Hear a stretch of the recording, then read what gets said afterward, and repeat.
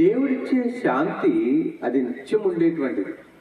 కాబట్టి ఇక్కడ యెషయా గ్రంథము 26 అధ్యాయము 3వ వచనంలో ఒక మాట దేవుడు చెప్తా ఉన్నాడు. చూడండి, యెషయా గ్రంథము 26 3వ వచనంలో, ఎవరి మనస్సు నీ మీద ఆనుకొనునో వానిని నీవు పూర్ణ శాంతి గలవానిగా కాపాడుదువు. ఏలైనగా అతడు నీ యందు విశ్వాసముంచి ఉన్నాడు. చాలండి. ఎవరి మనస్సు ఆ శాంతినిచ్చే దేవుని మీద ఆనుకొనునో వానిని దేవుడు యేసుక్రీస్తు ప్రభువారు పూర్ణ శాంతి గలవానిగా కాపాడుతూ ఉంటాడంట. ఈ శాంతి ఉత్తుట్టి శాంతి కాదు. బంధువులతో కొంతసేపు గడుపుతుంటాము, సంతోషంగా గడుపుతాము, స్నేహితులతో గడుపుతాము, సంతోషంగా గడుపుతాము. కొత్తగా వివాహమైనటువంటి దంపతులు వాళ్ళు సంతోషంగా గడుపుతారు, శాంతి సమాధానాలు కలిగినటువంటి వాళ్ళుగా ఉంటారు. ఈ విధంగా లోకంలో అనేక విధములైనటువంటి సందర్భాలు ఉన్నాయి, శాంతి కలిగి ఉండేటువంటి సందర్భాలు. కానీ అవి పూర్ణ శాంతినివ్వవు. కొద్ది శాంతినే, కొంత సమయమే, కొన్ని దినములే ఆ శాంతి ఉంటుంది. ఆ తర్వాత వాడు లేక ఆమె అశాంతిని కలిగినటువంటి వారుగా ఉంటారు. ఏమండి? అశాంతి. ఈ పూర్ణ శాంతి గలవాడు ఎట్లా ఉంటాడంటే, పూర్ణ శాంతి గలవానిగా నీవు వానిని కాపాడుదువు. దేవుడు కాపాడుతూ ఉంటాడు. పూర్ణ శాంతి గలవాడుగానే కాపాడబడుతూ ఉంటాడు వాడు. ఎందుకనంటే ఏ కష్టం వచ్చినా, ఏ నష్టం వచ్చినా, ఏ బాధ వచ్చినా, అశాంతికరమైనటువంటి అవాంఛనీయమైనటువంటి సంగతులు తన మీదకి వచ్చినా కూడా ఆ తర్వాత మాటలో ఉంది ఏంటంటే, ఏలైనగా అతడు నీ యందు విశ్వాసం ఉంచాడు, నీ మీద ఆనుకున్నాడు. ఎవరి మీద? దేవుని మీద ఆనుకున్నాడు, దేవుని పైన విశ్వాసం ఉంచాడు, యేసుక్రీస్తు ప్రభువారి మీద నిరీక్షణ కలిగినటువంటి వాడుగా ఉన్నాడు. కాబట్టి వాడు అశాంతి పూర్ణ శాంతి గలవానిగా దేవుడు కాపాడుతూ ఉన్నాడు. అయినా కూడా లోకంలో ఉన్నాడు కాబట్టి, శరీరంలో ఉన్నాడు కాబట్టి అశాంతితో కూడినటువంటి సంగతులు వస్తూ ఉంటాయి. అయినా కూడా వాటికి భయపడడు. యోహాను సువార్త 14:27లో చెప్పిన ప్రకారంగా హృదయము కలవరపడదు వానికి. వాడు ఎంతో సంతోషంగా, ఎన్ని కలవరాలు వచ్చినా శాంతి గలవాడిగా ఉంటాడు. ఈ లోకంలో ఉన్నటువంటివి చాలా మనల్ని శాంతిగా ఉండేటువంటి విషయాలను జరిగించేవిగా ఉంటాయి. అందులో 3 వ్యక్తులు ఉన్నారు. లోకంలో ఉన్న వాటి మీద ఆనుకొని, లోకంలో ఉన్న వాటిని జరిగిస్తూ ఉన్నటువంటి 3 ఉన్నారు. చాలా మంది ఉన్నారనుకోండి, 3ని చెప్తాం. 3ని మనం జ్ఞాపకం చేసుకుందాం. మొట్టమొదటిగా సామెతలు 5:3వ వచనంలో మనం చూస్తే అక్కడ ఒక వ్యక్తి ఉన్నాడు. ఎవరు ఆ వ్యక్తి? చూడండి, సామెతల గ్రంథము, పరిశుద్ధ బైబిల్ గ్రంథంలోని సామెతల గ్రంథము 3వ అధ్యాయము 5వ వచనం. నీ స్వబుద్ధిని ఆధారము చేసుకొనక. ఈ వ్యక్తి ఎవరు అనంటే, ఈమె ఎవరు అనంటే తన స్వబుద్ధిని ఆధారం చేసుకున్నవారు. స్వబుద్ధిని ఆధారం చేసుకున్నారు, దేవుని మీద ఆనుకోలే. యేసు ప్రభు వారు శాంతినిచ్చే యేసు ప్రభు వారి మీద ఆనుకోలే. తన స్వబుద్ధిని ఆధారం చేసుకున్నారు. నిజమే కదండి? అదే 3వ అధ్యాయం 7వ వచనంలో నేను జ్ఞానిని అనుకుంటాడంట వాడు. అంటే వాడు నేను జ్ఞానిని అనుకుంటాడు. ఈ రోజుల్లో అలాగే ఉంది దేశమంతా, ప్రపంచమంతా కూడా. నా అంత తోడు లేడు, నా అంత జ్ఞాని లేడు, నా అంత తెలివి గలవాడు లేడు, వాడు తెలివి తక్కువడే, తెలివి అయినవాడు అనుకుంటాడు. నా అంత టాలెంటెడ్ లేడు. ఇది స్వబుద్ధి. నీ స్వబుద్ధి నిన్ను నాశనానికి తీసుకెళ్తాడు. ఏంటి అనంటే బైబిల్ గ్రంథంలోని సామెతల గ్రంథంలో ఉంది. ఏంటి? ఒకని ఎదుట సరిగా కనబడేటువంటి ఒక మార్గం ఉందట. వారికి సరిగ్గా కనబడుతుంది. ఈరోజు ప్రపంచమంతా కూడా ఇదే పరిస్థితి.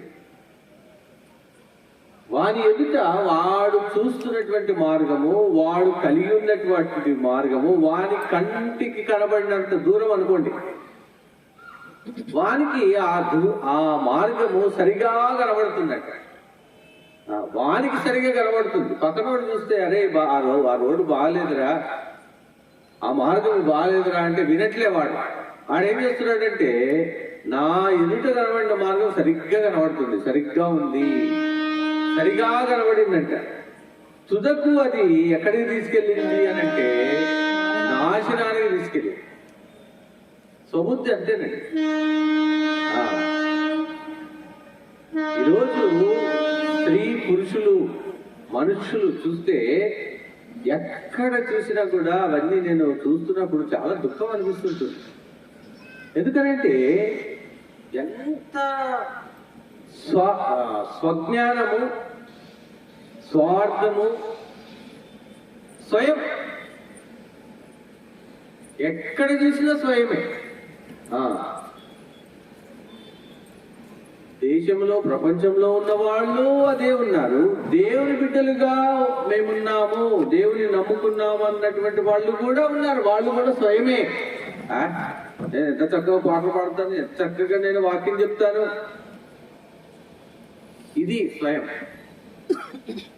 అక్కడ సామెతల గ్రంథం, బైబిల్ గ్రంథంలో నుండి సామెతల గ్రంథం 3వ అధ్యాయం 5వ వచనములో వాక్యము, దేవుని వాక్యము, వాక్యమైన దేవుడు మనకు తెలియజేస్తున్నటువంటి మాట ఏంటంటే నీ స్వబుద్ధి సరైనది కాదు, నీ స్వబుద్ధిని బట్టి నీవు నాశనానికి వెళ్తావు, కాబట్టి నీ స్వబుద్ధిని ఆధారం చేసుకోవద్దు.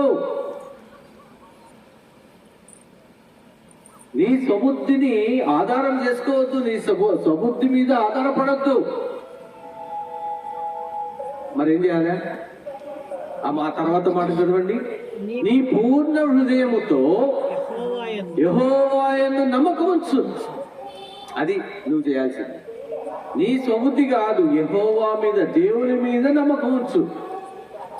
నేను వెళ్ళే మార్గము వెళ్తున్నాను ప్రభా, దేవా ఇగో ఈ మార్గంలో వెళ్తున్నాను, ఆ మార్గము మంచిదో కాదో ఏంటో నాకు తెలియదు, నీకు తెలుసు, నీవు నన్ను నడిపించు. ఈ మార్గమును నాకు మేలుకరమైనదిగా, నీకు మహిమ కలిగినటువంటిదిగా ఉండేటట్టుగా చెయ్యి అని అక్కడ రాయబడినటువంటి మాట ఏంటంటే పూర్ణ హృదయంతో, సగం హృదయం కావాలండి. మళ్ళీ ఒక కాలు అటు పెడతారు, ఒక కాలు ఇటు పెడతారు. ఏమండి? ఒక కాలు అటు పెడతారు, ఒక కాలు ఇటు పెడతారు. ఒక చెవు అక్కడ ఉంటుంది, ఒక చెవు ఇక్కడ ఉంటుంది. అది కాదు, అది సగం సగము, లేకపోతే పావు, ముప్పావు అలాగుంటుంది. అందుకని దేవుని వాక్యంలో అక్కడ చెప్పబడుతుంది ఏంటంటే, ఏం చెప్పబడుతుందంటే, ఏ మాట అన్నారు చదవండి. నీ పూర్ణ హృదయముతో యెహోవా యందు నమ్మకం ఉంచు. అది ఈ నీ పూర్ణ హృదయముతో యెహోవా మీద నీవు నమ్మకం ఉంచినప్పుడు నీ స్వబుద్ధిని ఆధారం చేసుకునేదానికి నీ మనసు రాదు. నీ స్వబుద్ధిని ఆధారం చేసుకుంటే పూర్ణ హృదయముతో యెహోవా యందు నమ్మకం ఉంచడము అనేటువంటిది జరగదు. చూసారా? గమనించారా ఈ మాట? అర్థమవుతుందా? నీ స్వబుద్ధిని ఆధారం చేసుకుంటే నీవు దేవుని మీద నమ్మకం ఉంచలేవు. నీ మీదనే నీకు నమ్మకం. కొంతమంది అంటుంటారు, నా స్నేహితులు చాలా మందిని చూసి, నా మీద నాకు నమ్మకం ఉందండి అంటాడు. నా మీద నాకు నమ్మకం. ఎంత నమ్మకం అండి? మనుష్యుడు ఎటువంటి వాడంట? ఆవిరి వంటి వాడు, గడ్డి పువ్వు వంటి వాడు. ఉదయం చెప్పారు, నిన్న దినాన్న కారులో వెళ్తున్నారు, కారు టైర్ బరస్ట్ అయిపోయింది, కారు 3 పల్టీలు కొట్టి పడిపోయి అందులో ఒకరు చనిపోయారు. వాళ్ళు అనుకున్నారా నా మీద నాకు నమ్మకం ఉందని? అనుకున్నారా? అనుకుని ఉండొచ్చేమో, అనుకుందాం మనం. మనుష్యుడు ఆవిరి వంటి వాడు, ఎప్పుడు ఎగిరిపోతాడో వాడికే తెలియదు. ఏదైతే నీ హృదయము యెహోవా మీద, దేవుని మీద, యేసుక్రీస్తు ప్రభువారి మీద నమ్మకం ఉంచుతుందో, అది పూర్ణ హృదయముతో నీవు ఆయన యందు నమ్మకం ఉంచుమో, ఆయనే నిన్ను నడిపిస్తాడు. ఆయనకి ఇష్టమైన విధంగా నడిపిస్తాడు. ఈ వ్యక్తి స్వబుద్ధిని ఆధారము చేసుకునేటువంటి వ్యక్తి. మరొక వ్యక్తిని మనం చూస్తాం. ఇర్మీయా గ్రంథము 17వ అధ్యాయము 5వ వచనములో మరొక వ్యక్తి ఉన్నాడు. వాడెవడు అనంటే మనుష్యులను ఆధారము చేసుకున్నటువంటి వాడు. చదవండి, ఇర్మీయా గ్రంథము 17:5 వచనం. యెహోవా ఇలాగ సెలవిస్తున్నాడు, దేవుడు ఇలాగ సెలవిస్తున్నాడు, నరులను ఆశ్రయించి శరీరులను తనకు ఆధారము చేసుకున్నటువంటి వాడు. చాలా మనుషులను ఆశ్రయించి శరీరులను ఆధారం చేసుకున్నాడంట. ఎవరా మనుషులు? ఎవరా శరీరులు? నరులు. ఎమ్మెల్యే కావచ్చు, మంత్రులు కావచ్చు, బాగా పలుకుబడి ఉన్న వాళ్ళు కావచ్చు. కొంతమందిని మనం ఆధారం చేసుకుంటాం, మనుషుల మీద నమ్మకం ఉంచుతా. బైబిల్లో ఉంది, మనుషులు నమ్ముకోవద్దండి. మనుషులను నమ్ముకున్నట కంటే యెహోవాను ఆశ్రయించాలా, యెహోవాను నమ్ముకోవాలా, యెహోవాను ఆశ్రయించాలా. ఇక్కడ ఈ మనిషి మనుషులను ఆశ్రయిస్తున్నాడు, నరులను తనకు ఆధారంగా చేసుకుంటున్నాడు. గత దినాల్లో నేను పనిచేసే దగ్గర ఒక చోటికి నేను ట్రాన్స్ఫర్ అయ్యాను. అక్కడ మా ఆఫీసరు చాలా కష్టపెడుతుంది. ఆమె లీవులు ఇవ్వదు, తొందరగా రావాలి, మామూలు టైం కంటే కూడా ఇంకా 15 నిమిషాలు ముందుగా రావాలని, సాయంకాలం కూడా ఎక్కువ టైం వర్క్ చేసేటట్టుగా ఆమె చాలా బాధపెడుతుంది. ప్రార్థన చేసుకున్నాను, ఏం చేద్దామని హయ్యర్ అథారిటీస్ దగ్గరికి వెళ్ళి, హయ్యర్ అథారిటీస్ కంటే ఆ హయ్యర్ అథారిటీస్తో మాట్లాడే అడ్మినిస్ట్రేటివ్ ఆఫీసర్ దగ్గరికి వెళ్ళి, ఆయన నా ఫ్రెండ్, ఆయనతో మాట్లాడుతూ వచ్చాను. దగ్గర 3-4 నెలల నుంచి, సార్ నన్ను అక్కడి నుంచి తీసేయండి, చాలా కష్టపడుతున్నాను. నా సర్వీసులో 37 సంవత్సరాలు నేను సర్వీస్ చేసేంత వరకు ఈ నా సర్వీసులో ఎప్పుడు కూడా ట్రాన్స్ఫర్ కోసమని నేను ఎక్కడ ఎవరిని మనిషిని అడగలే. ఇదే మొట్టమొదటిసారి, చివరిసారి కూడా అనుకోండి. దానికి ముందు దేవుణ్ణి అడిగాను, ప్రభా ఇట్లా ప్రయత్నం చేస్తున్నాను ఆ వ్యక్తితో మాట్లాడడానికి, ఈ ట్రాన్స్ఫర్ అవ్వడానికి నీ చిత్తమైతే. చూడండి, ఇది గమనించాలి మనం.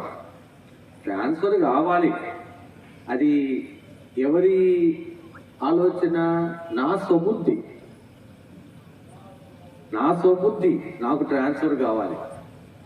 అయితే ఇది దేవునికి ఇష్టమా, దేవుని చిత్తమా, అది కూడా మనకు కావాలి.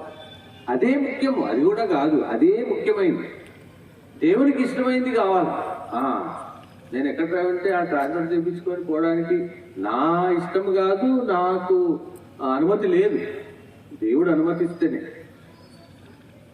ప్రభా నీ చిత్తం అయితే నేను చేసే ప్రయత్నము సఫలమయ్యేటట్టు చెయ్యి అని ప్రార్థన చేస్తూ వచ్చాను. దగ్గర 3 నెలలు పైనే ప్రయత్నం చేస్తున్నాను, ప్రార్థన చేస్తున్నాను, ఏది జరగట్లే. దేవుని చిత్తం లేదేమో అనుకున్నాను. మనకు కొన్నిసార్లు దేవుని మీద మనం ఆధారపడినప్పుడు కూడా, దేవుని మనము ఆశ్రయించినా కూడా కొన్నిసార్లు దేవుడు ఆలస్యం చేస్తాడు. ఆలస్యం చేసేదని కృంగిపోతాం. అందుకని ఆ యోహాను సువార్త 14:27లో మీ హృదయములను కలవరపడనీయకుడి అన్నాడు. కలవరవద్దు, ప్రార్థన చేస్తున్నావు కదా, అక్కడ ట్రాన్స్ఫర్ కాకపోతే అక్కడే నీకు మంచి వెసులుబాటు దేవుడు ఇస్తాడేమో, ఆ నిరీక్షణ మనం కలిగి ఉండాలి. ఇదే దేవుణ్ణి ఆశ్రయించడం అంటే, దేవుణ్ణి తనకు ఆధారం తీసుకోవడం అంటే అదే. మనుషులముగా కొంత నిరుత్సాహపడతాము, కొంత కుంగిపోతుంటాం. అది అక్కర్లే. దేవుని వాక్యాన్ని మనం జ్ఞాపకం చేసుకోవాలా. నీ హృదయములను కలవరపడనీయద్దు. ట్రాన్స్ఫర్ కావట్లేదు, ఏ ఏర్పాటు జరగట్లే, సరేలే అనుకొని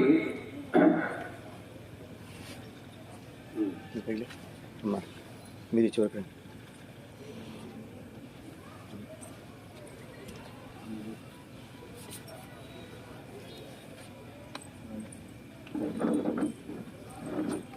కూర్చోండి, సర్దుకొని కూర్చోండి.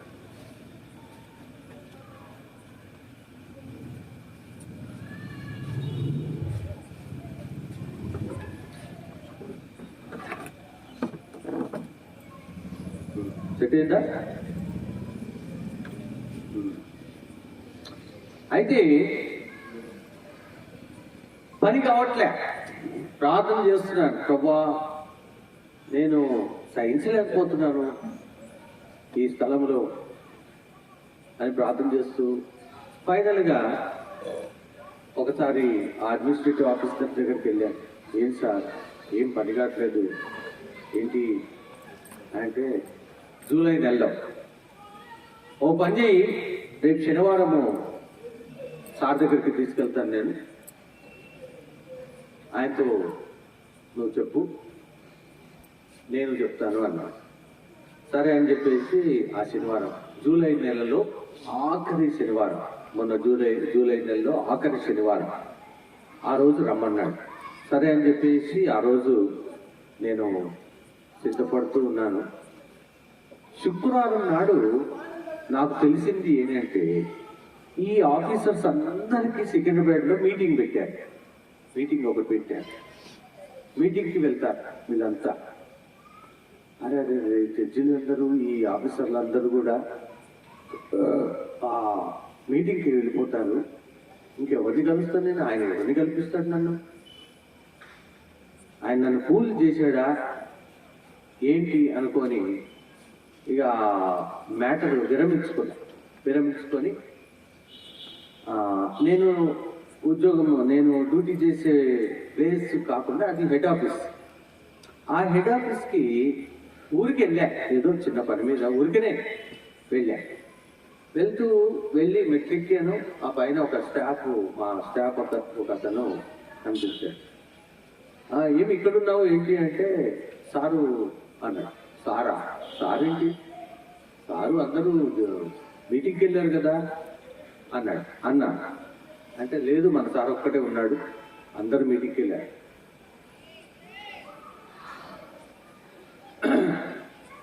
అద్భుతం, ఏంటిది అని చెప్పేసి అడ్మినిస్ట్రేటివ్ ఆఫీసర్ దగ్గరికి వెళ్తే ఆయన సార్ దగ్గర ఉన్నాడు. సరే అని వెళ్తే నేను ఇక్కడ వెళ్ళాను, బయటకు వచ్చాడు ఆయన. అప్పుడే నన్ను చూశాడు, మళ్ళీ లోపలికి పోయి సార్కి చెప్పాడు, పలానా పలానా అని చెప్పి. వెంటనే బెల్ కొట్టి అటెండెంట్ పిలిచి నన్ను పిలిపించాడు. పిలిపించిన తర్వాత నేను మాట్లాడాను, అయిపోయింది. సరే అని అడ్మినిస్ట్రేటివ్ ఆఫీసర్ చెప్పాడు, చేసేసేయండి, ట్రాన్స్ఫర్ చేసేయండి అని చెప్పాడు. చెప్పిన తర్వాత కూడా 3-4 రోజులు అయిపోయింది, కావట్లే. 31వ తేదీ, జూలై నెల 31వ తేదీ నాడు మళ్ళీ ఒకసారి వెళ్ళి అడ్మినిస్ట్రేటివ్ ఆఫీసర్ దగ్గరికి వెళ్ళి, ఏమైంది సార్, సార్ చెప్పిన తర్వాత కూడా అని అడిగితే, అవుంటయ్యా నీ ప్లేస్లో ఎవరన్నా వేరే వాళ్ళని వేయాలి కదా, చేస్తా, వెళ్ళు పేపికర్ వెళ్ళిపో. పేపికర్ అంటే అర్థమైందని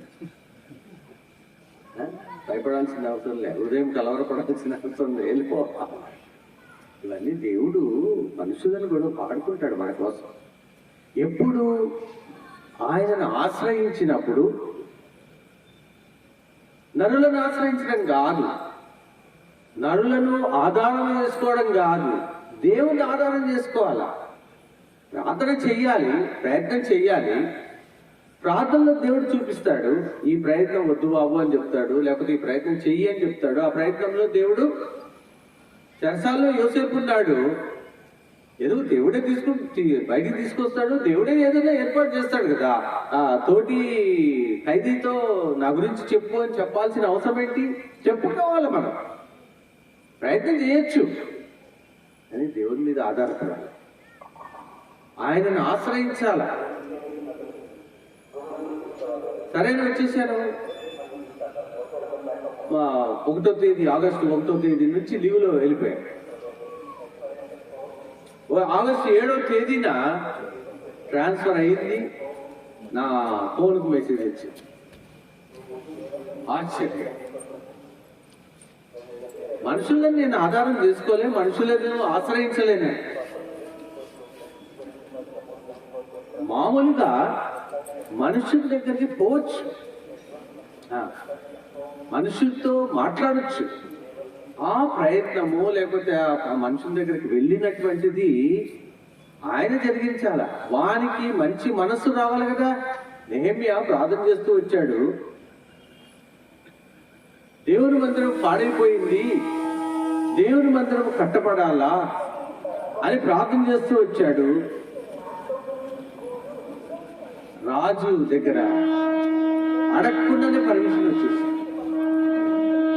రాజు లెటర్ ఇచ్చాడు, అన్ని ఫెసిలిటీస్ ఇచ్చేసాడు.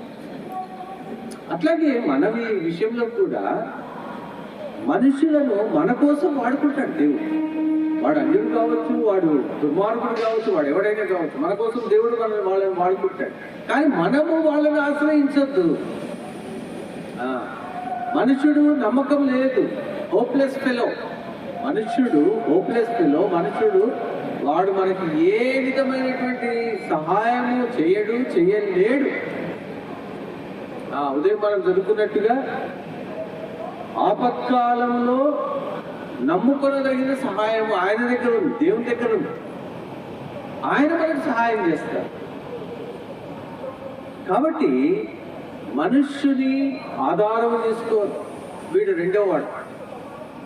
3వ వాడు ఉన్నాడు, ఇంకొకడు. హెబ్రీ పత్రిక 13:5. హెబ్రీ పత్రిక 13:5.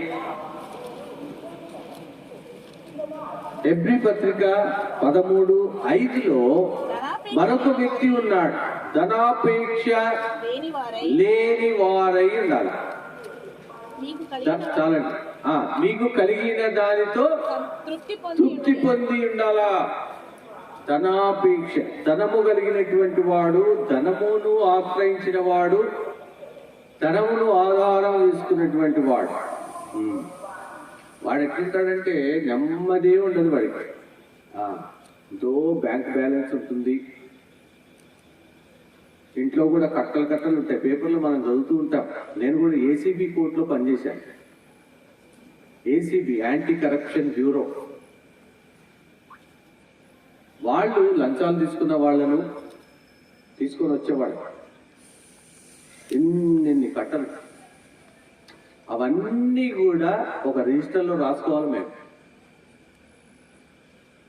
ఏంటి, ఒక్కొక్క నోటు 100 రూపాయల నోటు, దాని నంబరు, నోటు మీద నంబర్ ఉంటుంది కదండి, కరెన్సీ నోటు మీద నంబర్ ఉంటుంది. అవి లక్షల నోట్లు ఉంటాయి, అవన్నీ రాసుకోవాలి. సంపాదిస్తారు కట్టలు కట్టలు. మనం పేపర్లో చూస్తాం, బెడ్ కింద అన్ని నోట్ల కట్టలు ఉన్నాయంట, బాత్రూంలో నోట్ల కట్టలు ఉన్నాయంట. ఆ నెమ్మదిగా ఉంటాడా? ధనాపేక్ష కలిగినటువంటి వాడు. నీ ధనం ఎక్కడుంటుందో అది నీ మనసు అక్కడ ఉంటుంది. ఎంతసేపు ధనము మీదనే. ఒక ధనవంతుడు ఉన్నాడంట, ఆ ధనవంతుడి ఇంటి ప్రక్కన ఒక పూరి గుడిసె ఉందంట. పూరి గుడిసెలో ఒకడున్నాడు, ఈ ధనవంతుడు ఉన్నాడు. పూరి గుడిసెలో ఉన్నటువంటి ఆ వ్యక్తి భార్య పిల్లలు వాళ్ళు పనికి వెళ్తున్నారు, వస్తున్నారు, ఇంటికి వచ్చి మంచిగా వండుకొని భోజనం చేసి చక్కగా నిద్రపోతున్నారు. మళ్ళీ ఉదయాన్నే లేచి వాళ్ళ పనులకు వెళ్ళిపోతున్నారు, స్కూల్కి వెళ్ళిపోతున్నారు. పిల్లలు సంతోషంగా శాంతి కలిగినటువంటి వాళ్ళుగా ఉండి వాళ్ళు ఆ పూరి గుడిసెలో వాళ్ళు ఉంటారు. ఈ ధనవంతుడైనటువంటి బిల్డింగ్ లో ఉన్నటువంటి వ్యక్తి ఆ గుడిసెలో ఉన్నటువంటి ఆ కుటుంబాన్ని కనిపెడతా ఉన్నాడు, చూస్తా ఉన్నాడు. ఈ వ్యక్తికి నిద్ర లేదు. ఎందుకు నిద్ర లేదు? ధనము, బ్యాంక్ బ్యాలెన్స్ మస్తుగా జాబా, బ్యాంకులో చాలా బ్యాలెన్స్ ఉంది. ఏ సైబర్ నేరగాళ్ళు ఎప్పుడు ఎట్లా ఆ డబ్బును దొంగిలిస్తారో, బెడ్ కింద ఉన్న డబ్బును ఎవడొచ్చి దొంగిలిస్తాడో, ఎవడొచ్చి కత్తి పట్టుకొని వచ్చి బెదిరించి డబ్బు తీసుకెళ్తాడో, ఇదే ఉంటది వాడికి. దీన్ని బట్టి ఆ ఇంట్లో ఉన్నటువంటి ఆ బిల్డింగ్ లో ఉన్నటువంటి ఆ వ్యక్తికి నిద్ర రాట్లే. రోజు ఆ వ్యక్తిని చూస్తున్నాడు. వాళ్ళు చక్కగా పనిలోకి వెళ్తున్నారు, వస్తున్నారు, చక్కగా వండుకుంటున్నారు, వాళ్ళకున్నది వండుకుంటున్నారు, తింటున్నారు, చక్కగా నిద్రపోతున్నారు. మంచి నిద్ర, పూర్ణ శాంతి గల వాళ్ళుగా ఉన్నారు. వాళ్ళు పూర్ణ శాంతి గల వాళ్ళుగా వాళ్ళు నెమ్మది కలిగి ఉన్నారు. చూసి ఈ బిల్డింగ్ లో ఉన్న అతను, అయ్యా బాబు, ఆ గుడిసెలో ఉన్న వాళ్ళను ఆ ఇంటి యజమాని పిలిచి, బాబు నేను మీ గుడిసెలో ఉంటాను, మీరు నా ఇంట్లో ఉండండి, నాకు మీరు రోజు చక్కగా పూర్ణ శాంతి గల వాళ్ళుగా ఉండటం, ఏ హృదయంలో కలవరం లేకుండా వెరవకుండా నెమ్మదిగా ఉండటం నేను రోజు చూస్తున్నాను. నాకు ఆ నెమ్మది కావాలా, నాకు ఆ శాంతి కావాలా, అది మీ పూరి గుడిసెలో ఉందేమో, అక్కడ ఉంటాను నేను, నువ్వు మా ఇంట్లో ఉండు అని అంటే, ఆయన అన్నాడంట కదా గుడిసెలో ఉన్న అతను, సార్ మీరు నిద్ర లేకుండా, మీరు శాంతి లేకుండా ఉండేటువంటి అనుభవం నేను కలిగి ఉండడానికి నాకు ఇష్టం లేదు. ఏం చెప్పలేము ఇక్కడ, మీకు కలిగిన దానితో తృప్తి చెంది ఉండాలా. ఏముందంటే అక్కడ 13:5 ఎబ్రీ 13:5 కలిగిన దానితో, మీకు కలిగిన దానితో పచ్చడి మెతుకులు ఉండొచ్చు, కారం మెతుకులు ఉండొచ్చు, పచ్చి పులుసు ఉండొచ్చు, ఇవన్నీ నేను అనుభవించడండి. దాంట్లో ఉన్న తృప్తి, దాంట్లో ఉన్న ఆనందం గొప్పది. ఏమన్నాడు అక్కడ, మీకు కలిగిన దానితో తృప్తి కలిగి ఉండాలి. నేను ఆ కలిగి ఉన్న పచ్చి పులుసో లేకపోతే పచ్చడో ఏదో వండుకొని తింటున్నాము, ఆ ఉన్నదే మేము కలిగిన దానితోనే తృప్తి చెంది సంతోషంగా ఉన్నామండి సార్. నేను ఆ ఇంట్లోకి వచ్చి ఆ ధనము, ఆ డబ్బు, ఆ ధనాపేక్ష అయి నాకొద్దు, నేను ఇక్కడే ఉంటానన్నాడు. ఇది ఈ మూడో వ్యక్తి యొక్క పరిస్థితి. మనం ఎక్కడున్నాం? స్వబుద్ధిని ఆధారం చేసుకొని ఉన్నామా, నరులను ఆధారం చేసుకొని ఉన్నామా, డబ్బును ఆధారం చేసుకొని ఉన్నామా? పరీక్షించుకోవాలి మనం. యెహోవాను ఆశ్రయించాలా. 9వ కీర్తన 10వ వచనం ఉదయం చదివాం. ఏంటది?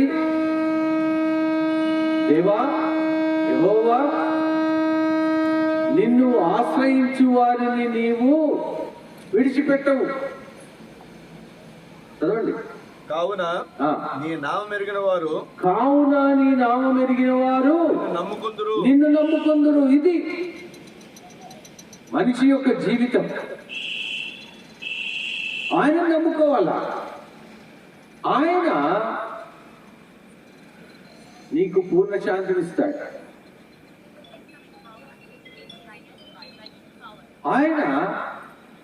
ఆయనను నమ్ముకున్నది కాకుండా సామెతల గ్రంథములో నుండి అదే 5వ అధ్యాయము 3వ అధ్యాయము 6వ వచనములో ఇంకొక మాట ఉంది చూడండి. నీ ప్రవర్తన అంతటి యందు, నీ ప్రవర్తన, నీ మాట, నీవు ఆనుకొనుట అంతా కూడా ఆయన అధికారం కిందికి రావాలి. ఆయన అధికారానికి ఒప్పుకోవాలి. నువ్వు మాట్లాడేది కావచ్చు, నడిచేది కావచ్చు, నువ్వు పోయేది వచ్చేది ఏదైనా కూడా ఎవరి అధికారం కింద ఉండాలా? నీ అధికారం కింద నువ్వు ఉండొద్దు, నీ భార్య అధికారం కింద నీవు ఉండొద్దు, నీ భర్త అధికారం కింద నీవు ఉండొద్దు. లోకంలో ఉన్నాం కాబట్టి ఇంటి పరిస్థితులు కావచ్చు, ఉద్యోగ పరిస్థితులు కావచ్చు, అధికారం కింద ఉండొచ్చు. కానీ దేవుని అధికారం కింద ఉండాలా. ఆయన అధికారం కింద ఉండాలి. ఆయన అధికారానికి ఏం చేయాలంటే ఒప్పుకోవాలా. ఒప్పుకోం మనం. నా మార్గమే నాది, నాకు సరిగా కనబడిన మార్గమే నాది. అది ఏమైపోతుంది? నాశనమైపోతుందా? నాశనానికి నడిపిస్తుందా? నష్టానికి నడిపిస్తుందా? అది గమనించం మనం. ఆయన అధికారం కిందికి వచ్చి ఆయన అధికారానికి ఒప్పుకున్నప్పుడు ఆయన ఏం చేస్తాడంటే 6వ వచనంలో నీ మార్గములన్నింటినీ కూడా చదవండి. అప్పుడు ఆయన నీ త్రోవలను సరళము చేయను. సరళం చేస్తాడు. సరళం. మన మార్గాలు ఎట్లా ఉంటాయంటే మెట్టగాను, ఎగుడు దిగుడుగాను, రాళ్ల మార్గముగాను ఉంటుంది.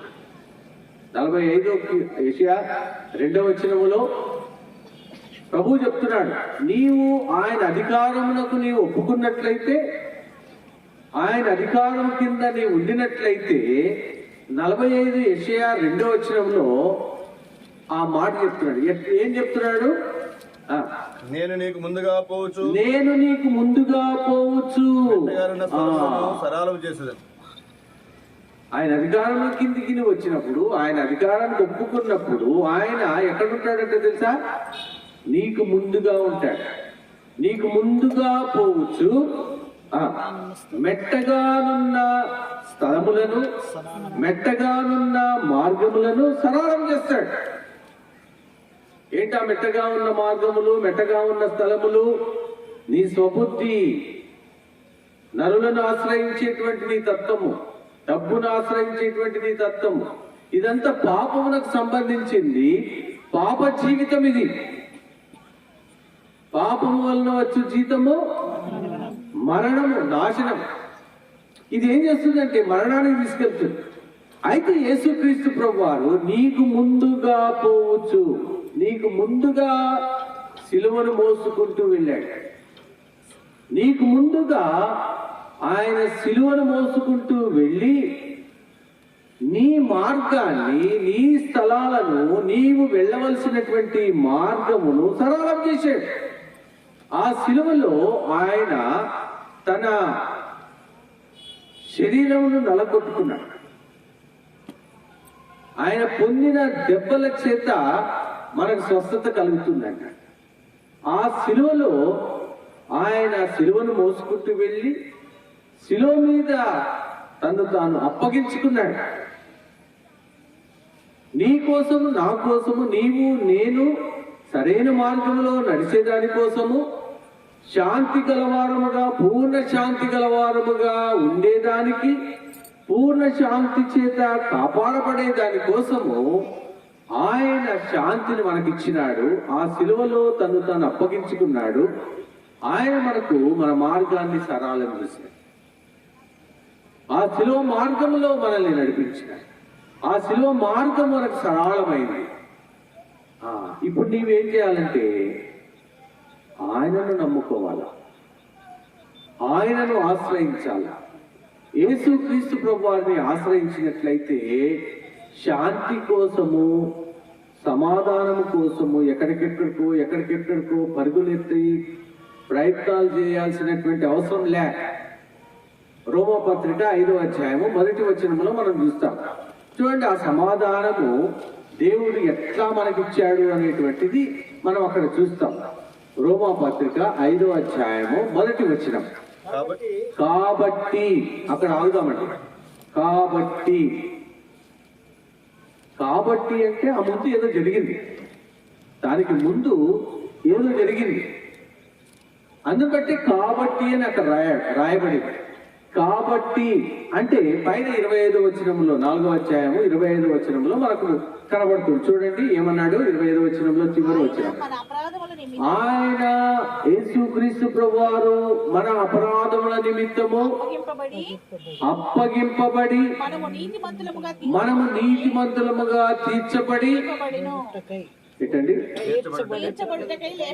మనము నీతిమంతులముగా తీర్చబడుటకై ఆయన అప్పగించబడినటువంటి యేసుక్రీస్తు ప్రభువారు దేనికి అప్పగించబడ్డాడు? మరణమునకు అప్పగించబడ్డాడు, సిలువకు అప్పగించబడ్డాడు, మృతికి అప్పగించబడ్డాడు. ఇప్పుడు ఆయన అప్పగించబడుట ద్వారా మనము నీతిమంతులముగా తీర్చబడాలి. మనము నీతిమంతులముగా తీర్చబడే నిమిత్తము ఆయన ఆ సమాధిలో నుండి, ఆ మరణములో నుండి లేపబడ్డాడు. ఆయన లేచుట ద్వారా మనం నీతిమంతులుగా తీర్చబడ్డాం. నీతిమంతులు అనేటువంటి మాట దేవుని బిడ్డలముగా యేసుక్రీస్తు ప్రభువారిని అంగీకరించినటువంటి మనకే ఈ యొక్క బిరుదు ఇవ్వబడింది. లోకంలో ఎక్కడ ఎవరికి ఈ మాట లేదు, ఇవ్వబడదు. ఎవరైతే యేసుక్రీస్తు, ఇక్కడ ఆఖరి వచ్చిన మనం చదివిన ప్రకారంగా మరొకసారి చదువుతామండి. ఆయన మన అపరాధముల నిమిత్తము అప్పగింపబడి మనము నీతిమంతులముగా తీర్చబడుటకై లేపబడ్డాడు. చూడండి ఎటువంటి మాట ఇది, జీవం గల మాట. ఈ మాట మనుష్యుని విషయంలో నెరవేర్చబడుతుంది. ఎప్పుడైతే నీవు ఆ యేసుక్రీస్తు ప్రభువారిని నీవు ఆశ్రయిస్తావో, అంగీకరిస్తావో, ఆయనని సురక్షకుడిగా నీవు అంగీకరిస్తావో,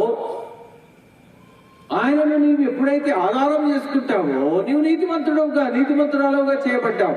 కాబట్టి ఇప్పుడు మొదటి వచనంకి రండి. 5వ అధ్యాయం 1వ వచనం. కాబట్టి విశ్వాస మూలమున మనము నీతిమంతులముగా తీర్చబడి మన ప్రభు అయిన యేసుక్రీస్తు ద్వారా దేవునితో సమాధానము కలిగి ఉన్నాము. సమాధానము, శాంతి. మళ్ళీ ఇక్కడ చూసారా? కాబట్టి విశ్వాస మూలమున, విశ్వాసం ఉంచాలంటే ఆ యేసుక్రీస్తు ప్రభువారు చనిపోయాడు, అప్పగించబడ్డాడు, శిలువకు అప్పగించబడ్డాడు, మృతికి అప్పగించబడ్డాడు, సమాధికి అప్పగించబడ్డాడు. నేను నీతిమంతురాలుగా తీర్చబడడానికి ఆయన లేపబడ్డాడు. కాబట్టి దాన్ని నేను విశ్వసిస్తున్నా. ఆ విశ్వాస మూలమున మనము నీతిమంతులముగా తీర్చబడు నిమిత్తము మన ప్రభు అయిన యేసుక్రీస్తు ద్వారా దేవునితో సమాధానం కలిగి ఉన్నాం. ఇప్పుడు ఇది శాంతి, ఇది అసలైన సమాధానం. ఎక్కడికి పోతే దొరుకుతుందండి ఈ సమాధానం? ఏమి చేస్తే దొరుకుతుందండి ఈ సమాధానం, ఈ శాంతి? అందుకనే యేసు ప్రభు వారు చెప్పారు యోహాను సువార్త 14:27లో ఏం చెప్పాడు? శాంతి మీకు అనుగ్రహించి వెళ్తున్నాను, నా శాంతిని మీకు అనుగ్రహించి వెళ్తున్నాను, నా సమాధానమును మీకు అనుగ్రహించి వెళ్తున్నాను. ఎటువంటి గొప్ప శాంతి, గొప్ప సమాధానం! యేసుక్రీస్తు ప్రభువారి ద్వారా మనకు అనుగ్రహించబడింది. ఆ శాంతి ద్వారానే యేసుక్రీస్తు ప్రభువారిని మన రక్షకుడిగా అంగీకరించాము, నీతిమంతులుగా తీర్చబడ్డాము, దేవునితో సమాధానం కలిగి ఉన్నాము. నువ్వు ఇంకా శాంతి లేకుండా ఉన్నావేమో. బాగున్నానులే, శాంతి సమాధానం బాగున్నాను, చక్కగా శాంతి కలిగిన వాడినిగా, శాంతి గలదానంగా ఉన్నాను అందుకు అనుకుంటున్నావు. నీ సొమ్ముతిని ఆధారం చేసుకుంటున్నావు.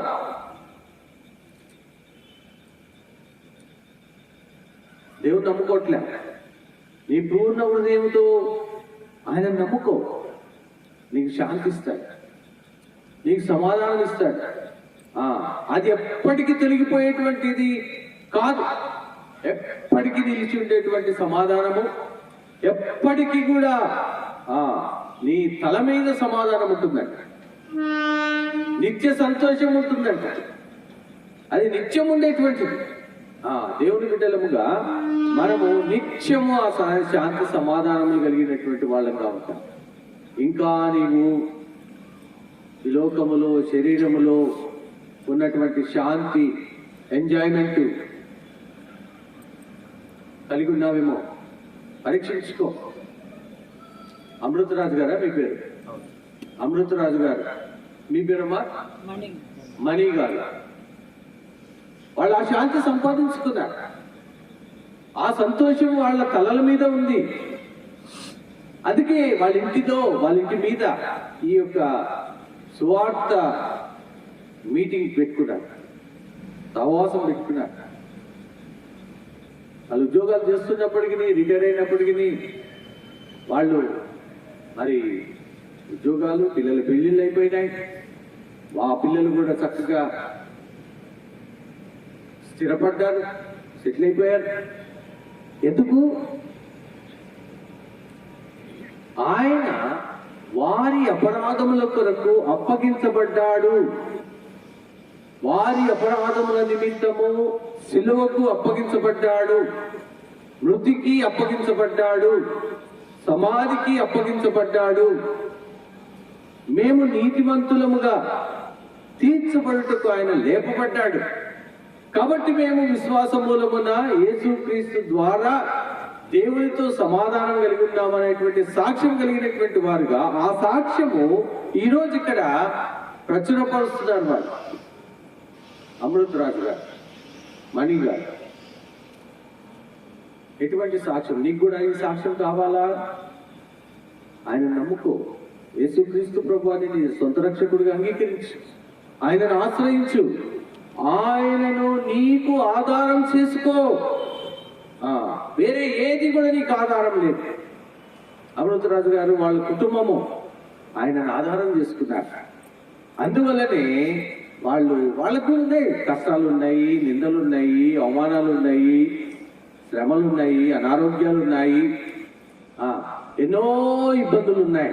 అవన్నిటిని కూడా నెట్టుకొని, అన్నిటిని కూడా ఎదిరించుకుంటూ దేవుని ద్వారా వాళ్ళు విశ్వాస మూలముగా వాళ్ళు జీవిస్తున్నారు. విశ్వాస మూలముగా దేవునితో సమాధానం కలిగి ఉన్నారు. నీకు కూడా సమాధానం దేవుడు ఇవాళ ఇస్తున్నాడు. ఆ సమాధానం నీకు కావాలా? నీవున్న చోటనే మోకరించు, నీవున్న చోటనే దేవుణ్ణి అడుగు. ప్రభువా, నాకు నీవే ఆశ్రయం.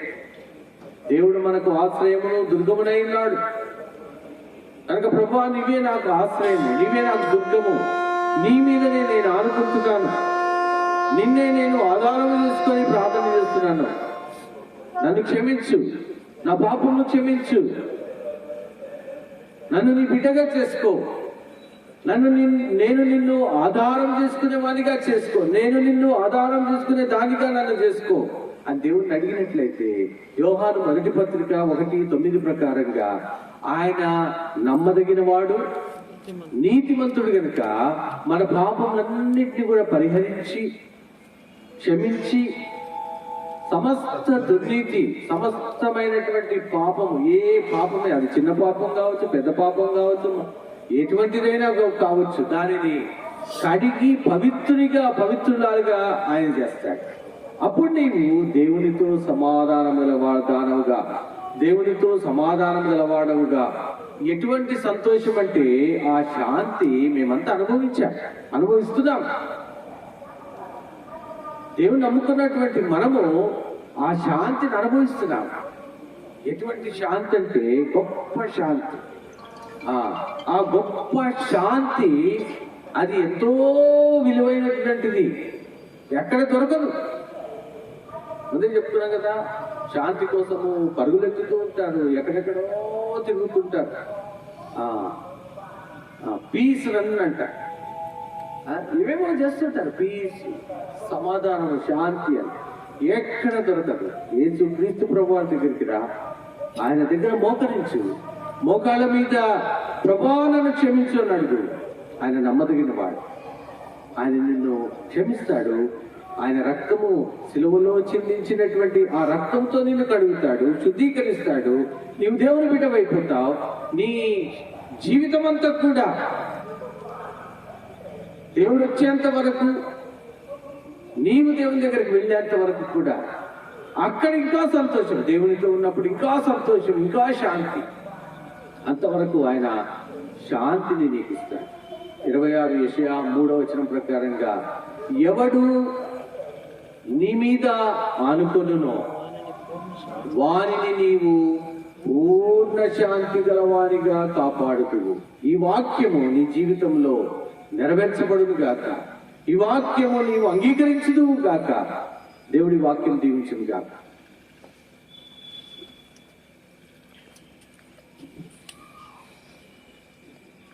సోదర సోదరి, ప్రార్థన చేయకమునుపు